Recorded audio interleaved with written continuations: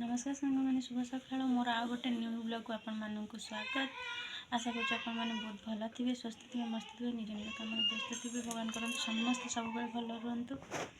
आम चैनल जो मैंने न्यू अच्छा मत सब्सक्राइब करूँ सपोर्ट करूँ आपण मान सपोर्ट न निहाती मूल्यवान। देखो सकाल सकाल बैगण टमाटर आलू सिझेक रखी चोखा हम पिठा कर सारी डाली ये गोटे शाग मिले बथुआ सोरष मोरष मिसेक गोटे शाग भजा कर रोषेस अलरेडी 8टा बजे रोषेस अलरेडी सरीगला ये सकाल समस्त ड्यूटी जाती झील स्कूल जाए से रोषे कर दिए सकाल तो झील भी स्कूल जाऊनी जेहतु जोर शीत पड़े स्कूल छुट्टी दे देती जो देखिए नुआ बो हो बसते दुनिया जाकर सब शीत पढ़ुचे पिठा खाई ना भात खाई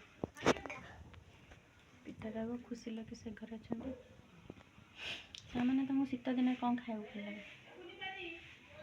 कौन बड़े मामा डाकुचे मैंने आउे कहते सपोर्ट करेंगे सपोर्ट मोटा निहाती दरकार आज मन शीत दिने बैगन टमाटर आलू चोखा सहित पिठा भल लगे जल्दी जल्दी पलि आसे खायापी ना सर बाय बाय।